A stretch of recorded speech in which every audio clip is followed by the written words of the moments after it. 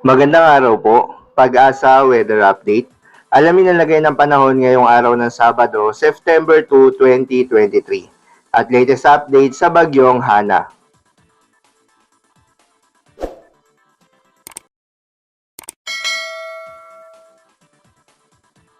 Magandang umaga mula sa Pag-asa Weather Forecasting Center. Ito ng ating update sa binabantayan nating bagyong Hana. Kaninang alas 4 ng umaga, huling namataan yung sentro ni bagyong Hana sa layong 520 kilometers east-northeast ng Itbayat, Batanes. Isa itong typhoon category na may taglay na lakas ng hangin na malapit sa gitna na umaabot sa 120 kilometers per hour at pagbugso na umaabot sa 150 kilometers per hour. Kasalukuyan itong gumagalaw pakanluran sa bilis na 10 kilometers per hour. At makikita natin dito sa ating latest satellite images na may dalawa pang bagyo sa labas ng ating Philippine Area of Responsibility. Una, itong si bagyong Saula na dating siguring as well as itong si Tropical Storm Kirogi. Itong tatlong bagyo na ito sa loob at labas ng ating PAR ang nagpapairal na ating southwest monsoon o hanging habagat na nagdudulot ng mga pag-ulan sa malaking bahagi ng Luzon at itong western section ng Visayas. Para naman sa magiging galaw at lakas ni Guring sa mga susunod na araw, inaasahan natin na ni Hana sa mga susunod na araw ay magpapatuloy itong pagdalaw ni Hana generally west-northwestward or westward. At habang binabaybay nito ang area ng Philippine Sea sa east of extreme northern Luzon, posible itong maglandfall sa east coast ng southern Taiwan at during this period, asahan natin ang pag-weekend o yung paghina ng nasabing bagyo. Si Hana posibleng makalabas ng ating Philippine Area of Responsibility sa Lunes ng hapon or sa gabi. At outside bar, habang nasa labas ng Philippine Area of Responsibility, itong si Hana, ito ay magiging almost stationary dito sa bahagi ng Taiwan Strait. At magpapatuloy nga yung tuluyang paghina ni Hana. At posible itong mag-weekend into a tropical depression category late Wednesday or early Thursday. At ngayong umaga nagtasa po tayo ng tropical cyclone wind signal sa ilang bahagi ng ating bansa. Sa Batanes Islands, nagtasa po tayo ng wind signal number 1. Asahan po natin yung mga malalakas na bugso ng hangin na dala nitong outer rain bands ni Guring within the next 36 hours. Kaya maghanda po tayo sa mga banta or yung mga hazards ng malalakas na hangin sa mga susunod na araw. At para naman sa mga malalakas na ulan na dala nitong si Bagyong Guring, inaasahan natin na bukas makakaranas tayo ng katamtaman hanggang sa malalakas na buhos ng ulan sa Batanes dahil inaasahan nga po natin na posibleng mahagip nitong outer rain bands ni Guring ang nabanggit na lugar. Sa mga malalakas na hangin naman na dala ni Hana, sa mga malalakas na hangin na dala ni Hana, inaasahan natin na magpapatuloy or makakaranas ng malalakas na bugso ng hangin yung mga areas na nakataas ang wind signal number 1. So itong mga areas ng Batanes, tulad na nabanggit ko po kanina, makakaranas po tayo ng malakas na bugso ng hangin within the next 36 hours.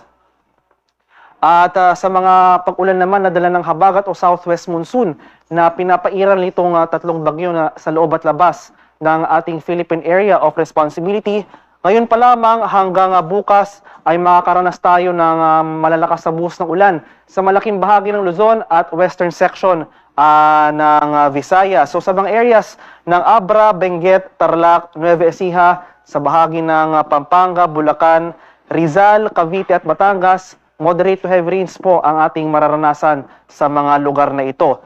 Heavy to intense rains naman ating posibleng maranasan dito sa Metro Manila, Ilocos Region, Zambales, Bataan at Occidental Mindoro.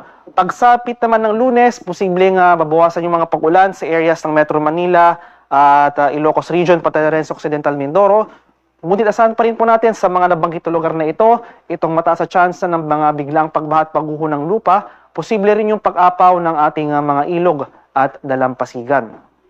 At para naman sa mga malalakas na hangin or yung mga malalakas na bugso ng hangin na dala nitong habagat na pinapairal nitong si Bagyong Hana, at ngayon pa lamang hanggang bukas at posible magpatuloy hanggang sa Lunes, makakaranas tayo ng malalakas na bugso ng hangin na dala ng habagat sa areas ng Batanes, Babuyan Islands, sa bahagi ng Ilocos Region, Cordillera, Nueva Vizcaya, Zambales, Pampanga, Bataan, Aurora, Bulacan, Metro Manila, Calabarzon, Mimaropa, sa Kabikulan, Western Visayas at ang northern portion ng Eastern Visayas.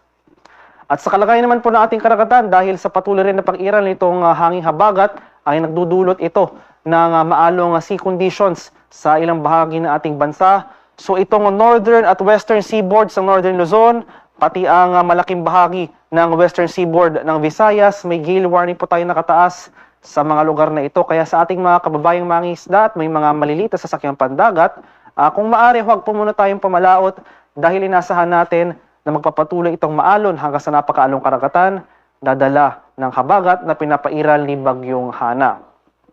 At para naman sa magiging lagay na ating panahon ngayong araw dito sa Luzon, inasahan natin itong rains with gusty winds, yung mga pag-ulan at malalakas na bugso ng hangin sa area ng Batanes within the next 24 hours. Samantala ito namang monsoon rains, yung mga pag-ulan or yung mga malalakas na pag-ulan na dala ng habagat, magdudulot ito ng mga pag-ulan sa areas ng Ilocos Region, sa bahagi ng Zambales, Bataan at Occidental Mindoro. Occasional rains naman o yung mga pabugso-bugsong pag-ulan ang mararanasan dito sa Metro Manila, sa ilang bahagi ng Cordillera, ilang bahagi rin ng Central Luzon at sa malaking bahagi ng Calabarzon. Maulap na kalangitan naman at may mga kalat-kalat na pag-ulan, pakulog at pagkilat ang ating mararanasan sa bahagi ng Cagayan Valley at sa nalalabing bahagi ng Central Luzon, pati rin dito sa ilang areas rin ng Calabarzon as well as ilang areas ng Mimaropa. Mas maaliwalas sa panahon nating inaasahan dito sa Kabikulan, generally maalinsangang panahon, may tsansa pa rin po tayo ng mga localized thunderstorms pagsapit ng hapon hanggang sa gabi. So mapansin po natin, malaking bahagi ng Luzon ngayong araw makakaranas ng mataas na tsansa ng pag-ulan, kaya maghanda pa rin po tayo, maging alerto sa mga banta ng flash floods at landslides. Patuloy tayong mag-monitor ng mga heavy rainfall warnings na nire-release or ini-issue ng ating Pag-asa Regional Centers sa ating mga lokalidad. Agwat at temperatura sa lawag ngayong araw, posible maglaro mula 25 to 28 degrees Celsius. 17 to 19 degrees naman dito sa Baguio City at 26 to 32 degrees Celsius sa Tuguegarao. Temperature forecast para sa Metro Manila ngayong araw, posibleng maglaro mula 24 to 29 degrees Celsius. 22 to 28 degrees naman dito sa Tagaytay at 27 to 32 degrees Celsius sa Legazpi. Temperature forecast para sa Puerto Princesa ngayong araw, 26 to 32 degrees Celsius at 26 to 32 degrees Celsius rin dito sa Kalayaan Islands. Sa bahagi naman ng Visayas at Mindanao, buong Visayas at Mindanao, makakaranas tayo ng pangkalahatang maaliwala sa panahon. Generally, fair weather conditions, mainit at maalinsangan sa umaga hanggang sa tanghali. Pagsapit ng hapon hanggang sa gabi, asahan pa rin natin yung mga tsansa ng localized thunderstorms or ito yung mga biglaan at panandaliang buhos ng ulan. Agwat ng temperatura sa Iloilo ngayong araw, posible maglaro mula 26 to 33 degrees Celsius. 26 to 33 degrees rin dito sa Cebu at 27 to 34 degrees Celsius sa Tacloban. Temperature forecast para sa Cagayan de Oro ngayong araw ay posible maglaro mula 25 to 34 degrees Celsius. 26 to 34 degrees naman dito sa Davao at 24 to 34 degrees Celsius sa Zamboanga. At para naman sa ating 3-day extended weather outlook sa mga piling syudad ng ating kapuluan, inaasahan natin na starting tomorrow hanggang Tuesday, malaking bahagi po ng Luzon, particular na Northern at Central Luzon, so sa mga areas ng Metro Manila at Baguio City, patuloy po tayong makakaranas or patuloy nating mararanasan yung malakas na epekto ng habagat sa mga susunod na araw. So asahan pa rin po natin yung occasional rains dito sa Metro Manila at Baguio City, yung mga karakteristik po ng pag-ulan na dala ng habagat. Nagsisimula po ito ng late afternoon to evening, posible magpatuloy hanggang madaling araw. May breaks po tayo ng pag-ulan sa umaga hanggang sa tanghali.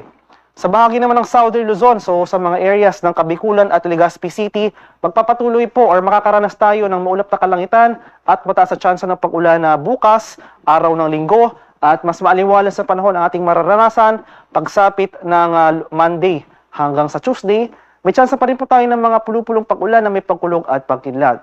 Sa bahagi ng Visayas at Mindanao, magpapatuloy itong generally maalinsangang panahon. Fair weather conditions, nagiging mostly cloudy pagsapit ng tanghali at bumabagsak yung mga malalakas na buhos ng ulan na dulot ng localized thunderstorms sa hapon hanggang sa gabi. Temperature forecast para sa Metro Manila sa susunod na 3 araw, posible maglaro mula 24 to 30 degrees Celsius. 16 to 20 degrees naman dito sa bahagi ng Baguio City at 26 to 33 degrees Celsius sa Legazpi City. Temperature forecast para sa Metro Cebu for the next 3 days, posible maglaro mula 26 to 33 degrees Celsius at 25 to 34 degrees naman dito sa Metro Davao area.